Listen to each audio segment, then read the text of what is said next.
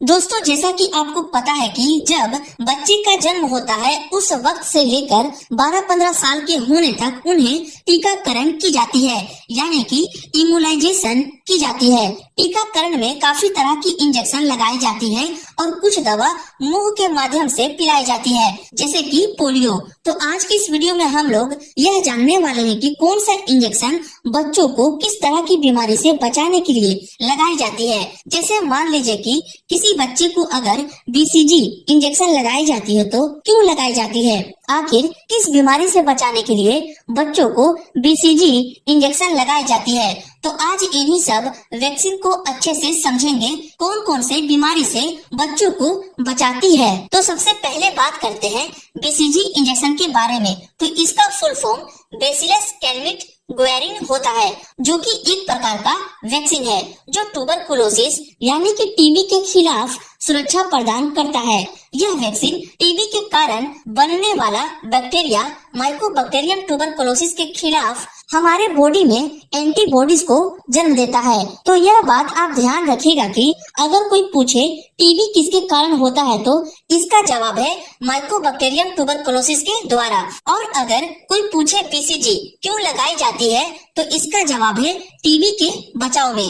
BCG कब, कैसे और कहां पर लगाई जाती है, इसके ऊपर मैंने वीडियो बना रखा है, आप चाहे तो डिस्क्रिप्शन में जाकर वो वीडियो देख सकते हैं। अब बात करते हैं डीपीटी वैक्सीन की। तो आपको बता दो दोस्तों, डीपीटी वैक्सीन 3 बीमारियों के बचाव में बच्चों को लगाई जाती है। डी से डिप्थेरिया, यह एक गंभीर इंफेक्शन है जो गले और श्वसन तंत्र को प्रभावित करता है और अगर इलाज न किया जाए तो जानलेवा हो सकता है।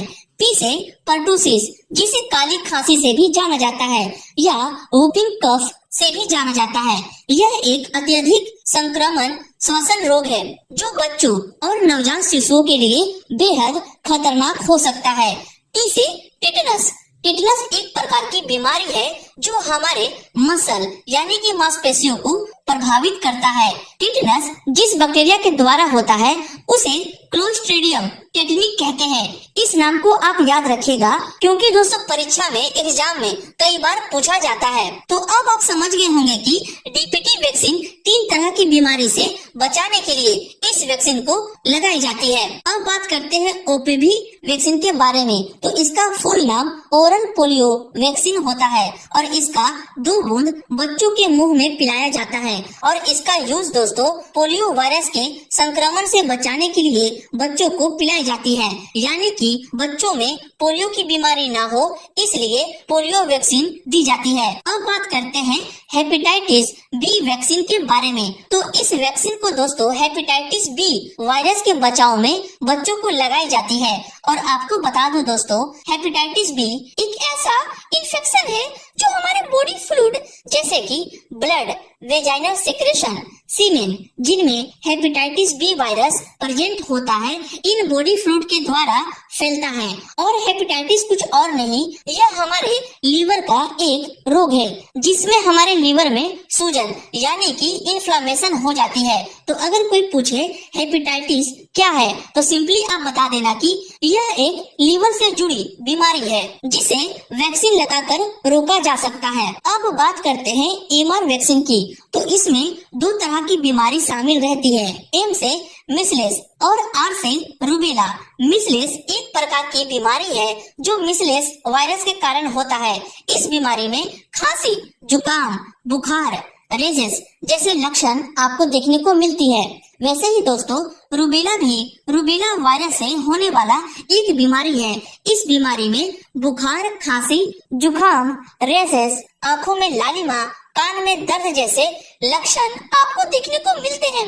और हाँ दोस्तों, इस बात को आप हमेशा ध्यान में रखिएगा कि रूबेला को जर्मन मिसलेस भी कहा जाता है और यह सवाल कई बार एग्जाम में भी पूछा गया है, इसलिए यह बात को आप हमेशा ध्यान में रखिएगा। इन दोनों बीमारी के बचाव में बच्चों को एमआर वैक्सीन लगाई जाती है। अब बात करते हैं पेंटावेलेंट वैक्सीन के बारे में। तो इस वैक्सीन को दोस्तों बच्चों में होने वाली 5 तरह की बीमारियों से बचाने के लिए दिया जाता है और वो बीमारी है diphtheria, pertussis, tetanus, HIV and hepatitis, इन पांचों से बचाने का काम करती है यह पेंटावेलेंट वैक्सीन। इसलिए जब भी कोई पूछे कि पेंटावेलेंट वैक्सीन क्यों लगाई जाती है तो आप ये सारी चीजें बता सकते हैं। होप सो आप ये भी समझ गए होंगे कि पेंटावेलेंट वैक्सीन क्यों लगाई जाती है।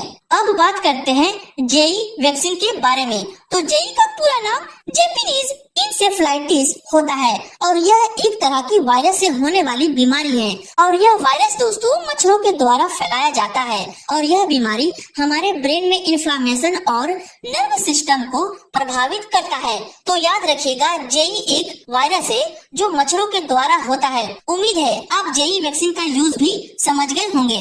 अब बात करते हैं रोटा वायरस वैक्सीन की। तो इस वैक्सीन को दोस्तों छोटे बच्चों में होने वाली रोटा वायरस के बचाव में देते हैं। इस वायरस में होता यह है कि जब आपका बच्चा इन्फेक्टेड होता है तो पानी की तरह दस्त यानी कि डायरिया होने लगता है, उल्टी होने लगती है और डायरिया होने के कारण बच्चों में डिहाइड्रेशन की प्रॉब्लम हो जाती है। इसलिए छोटे बच्चों में यह दिक्कत ना हो उसके बचाव में रोटा वायरस की दवा बच्चों को दी जाती है। तो आप समझ गए होंगे कि रोटा वायरस से क्या प्रॉब्लम बच्चों में देखने को मिलती है। ये थी दोस्तों छोटी सी वीडियो वैक्सीन के यूज के बारे में।